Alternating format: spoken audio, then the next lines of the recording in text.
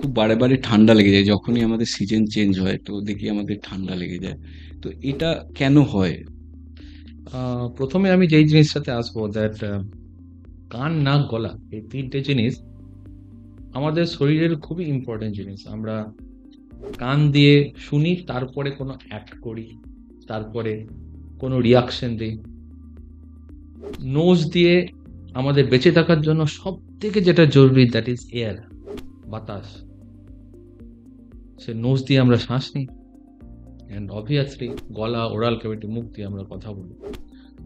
So এই air, nose and throat এই তিনটে কিন্তু একটার সাথে একটা রিলেটেড ইন্টারনালি অলসো।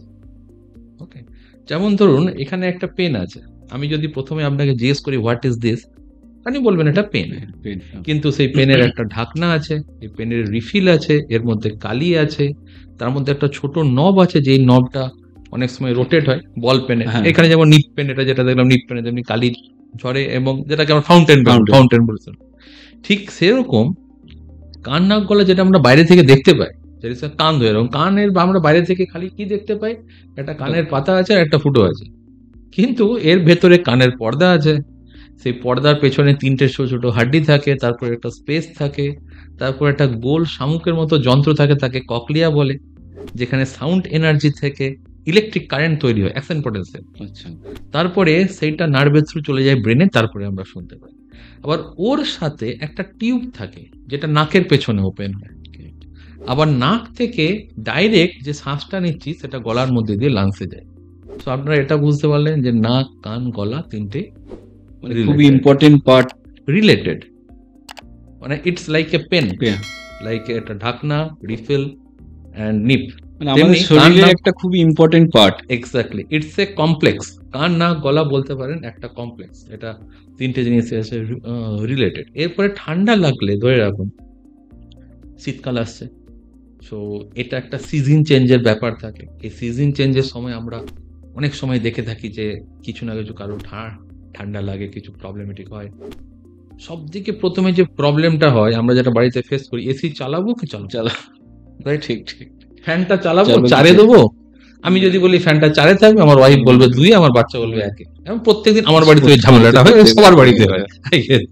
ওকে, সো এইখানে প্রথম যে প্রবলেমটা আমরা ফেস করি, দেখবেন যখন আমি শুতে যাচ্ছেন বা সকাল সকাল উঠছেন, আমরা নাকটা বন্ধ হয়ে যাচ্ছে। হ্যাঁ, ফার্স্ট থিং। অনেকের সাথে সাথে কি হয়, নাকের সাথে সাথে কানটাও বন্ধ হয়ে যায়। কানটা একটা কানটা কেন বন্ধ? এরকম হ্যাঁ, কিছু আওয়াজ হয়। কানটা কেন বন্ধ হয়? কারণ নাক ও কানের মধ্যে যে টিউবটা থাকে ওটা সর্দির কারণে বন্ধ হয়ে যায়, যেটাকে বলে আমরা ইস্টোসেন্ট্রিক। ওকে। অনেকে দেখবেন সকালবেলা উঠে গলা দিয়ে আওয়াজ বেরোয় না ঠিকঠাক, গলাটা ধরে থাকে। কেন হয়? তার কারণটা হচ্ছে যাদের অ্যালার্জি আর সাইনাসের সমস্যা থাকে, এই সিজন চেঞ্জের টাইমে যেটা একটু বেড়ে যায় অনেক সময়, কন্টিনিউয়াসলি ঘুমানোর সময় পোস্টিরিয়র নাসাল ড্রিপ হয়, নাকের পেছন দিক থেকে গলাতে ড্রিপিং হতে থাকে। সো ওই জন্য গলাটা ধরে যায় রাত্রেবেলা। অনেকে দেখবেন আবার রাত্রেবেলা নাক ডাকা খুব বেড়ে যায় এই টাইমে। যদিও নাক ডাকার ব্লকেজটা অন্য জায়গাতে হয়, গলার পেছনে হয়, বাট তাও যদি নাকটা বন্ধ থাকে, হাওয়াটা কম যায়, তো স্নোরিং কিন্তু বেশি হয় তাদের। অনেকে দেখবেন মুখ খুলে ঘুমোয়, মুখ খুলে। হ্যাঁ, অনেকে দেখবেন রাত্রেবেলা মুখ খুলে ঘুমোয়। সো এই যে ঠান্ডা লাগা ব্যাপারটা, এটা যদি কারোর অ্যালার্জির সমস্যা থাকে, তাদের কিন্তু এই সময়টাতে খুব বেড়ে যায়, এবং কান নাক গলা তিনটে জিনিসেই প্রবলেম ক্রিয়েট হয়।